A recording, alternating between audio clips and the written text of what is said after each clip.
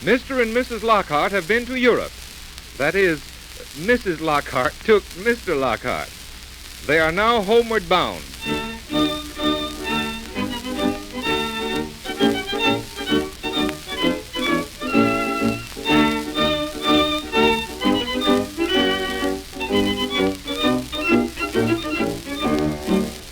Mr. Lockhart represents the average type of businessman. Comfortable, blunt, knows his own mind, enjoys his business and his community. A plain businessman. Mrs. Lockhart is the pleasant type. A thorough housekeeper, belongs to the literary club and the woman's club of her town, and still retains the spirit of romance. Today we find them on the promenade deck of a liner approaching the shores of America. Come on, Will. This is the sunny side of the boat. You'll feel better up here. Don't be too sure. These boat stairs are terrible for a man, I think. Never mind, dear. You'll be on land tomorrow. Here's a couple of nice deck chairs. Now let's sit down. They're not ours. Ours are on the other side of the boat, the cold side. No, it's only cold over there because the wind's blowing from that direction. And it doesn't matter whose chairs they are. After 4 days at sea, people are not fussy about the chairs. Now sit down. Well, who do they belong to? Mrs. William Watson. Oh, that's the lady in the stateroom next to ours. She won't be needing them. How do you know she won't? Because I heard her not 10 minutes ago being seasick. Now will you sit down? Well... Oh, dear, what a glorious day of sunshine. How are your feet now? Still sore. Oh, well, don't think about them. Think about all the lovely things you've seen. The pictures and cathedrals, and did you use your foot balm this morning? Yes, and every time I do, I wonder why I was darn fool enough to take this tour to Europe. Oh, now don't start that all over again. Ever since you climbed to the top of the Milan Cathedral, you've done nothing but complain. You took this trip to please me. I hope you'll remember it. But I can't understand how a businessman, sane 11 months out of the year, can suddenly go loco and walk 1,000,000 miles through art galleries and ruined cities and call it a holiday. Now, that's just exaggeration. That's one of your worst faults. Whenever you get mad, you always exaggerate. Back home, you'd walk miles on the golf course and think nothing of it. Golf's a pleasure. Walking through these art galleries day after day is nothing less than hard labor. But see how it's broadened you. Broadened me? The only thing it's broadened about me are my feet. I can't get into those new boots I bought, and my pants are too big around the waist. Well, you were getting too fat anyway. Well, I guess I wasn't cut out for this art stuff. Why, half the statues those guides showed us, when I'd ask them what they were, they'd say, figure of a man. I could see that for myself. Now, those statues we got back home there on the town hall square, they mean something to me. They express something. Which are they? Why, those two labeled agriculture and industry. There's agriculture, holding a hoe, and industry's got a wheel around her neck. Oh, well, art is long, they say. You can't just take it down at a gulp. You've got to absorb it. Well, I'm no sponge. And furthermore, I don't like this boat. When you got reservations on it, I told you I wouldn't like it. Why, Will, it's the biggest and best boat on the Atlantic. Yes, and you've got to walk a mile to get to the ocean. But just think of the impression we'll make when we get back home. Impression with what? With our steamship label. And look at the passenger list. Why, half of them are millionaires. Yeah, that's another trouble. The only one who said good morning to me since I've been on the boat has been the steward. Why, Will, there's lots of nice people on the boat. Well, if there are, they must be sick or something. Here come the Vanderwaters. Who are they? Good morning. Yes, it is lovely. Taking your constitutional? That's right. Oh, no, he's just resting. Well, goodbye. Now, they're nice people. They come from Chicago. He's president of something or other, and they've been over visiting their daughter, who's taking a finishing course at the Sorbonne. Sore what? Sorbonne. What's that? A university, dear. You saw it. I don't remember it. Oh, Will.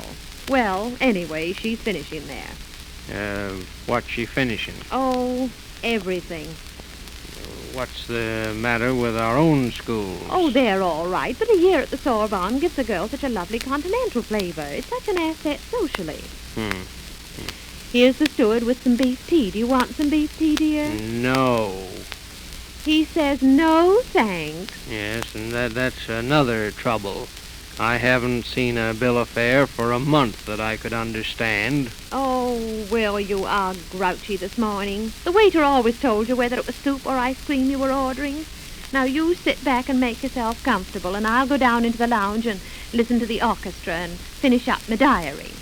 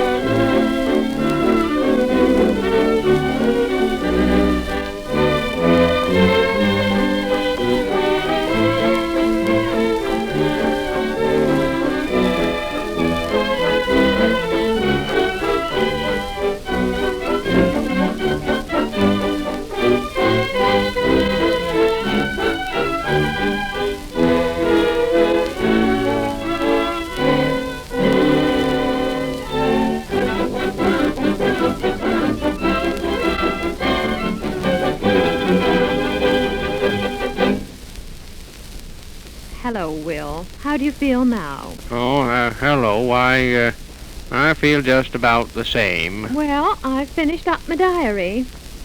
You know, I've promised to speak at the club next week on my impressions of Europe. Oh, well, don't forget to tell them about that little mannequin statue that we saw in Brussels.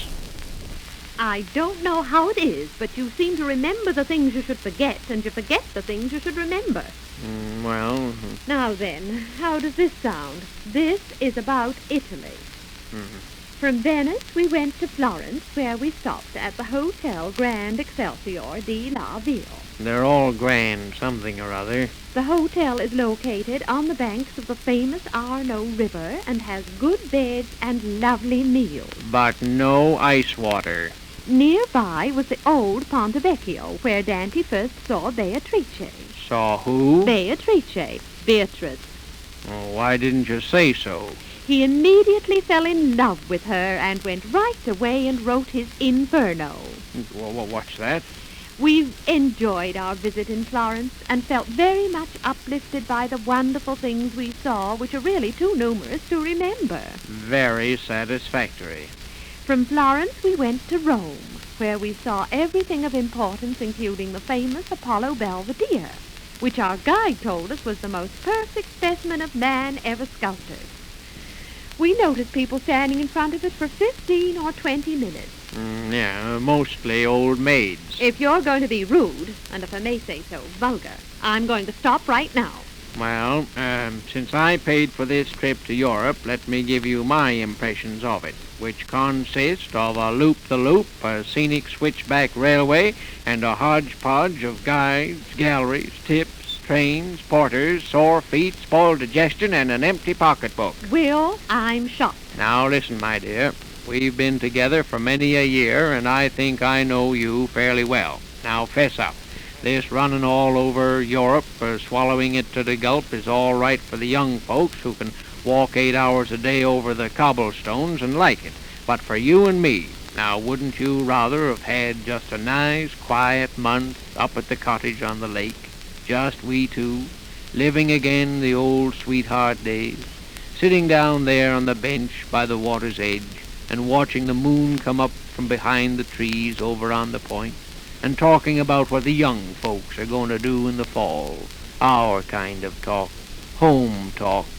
That's the kind of a holiday for you and me, dear. Just we two, together, alone. Will. Now, wouldn't you rather? Oh, I suppose so, dear. Yeah. And it wouldn't cost $100 for the whole month. Now you've spoiled it all. Well, that's what I think about it. That's not what you think about it, and you know it. Why, what do you... You know very well you enjoyed the ocean trip.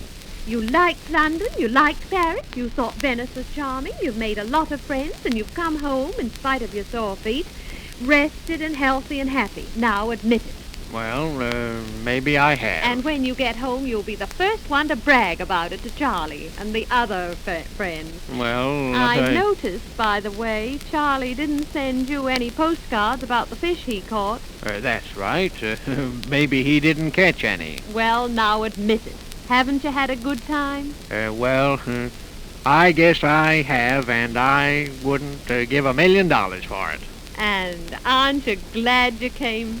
Yes, my dear, I'll have to admit I am.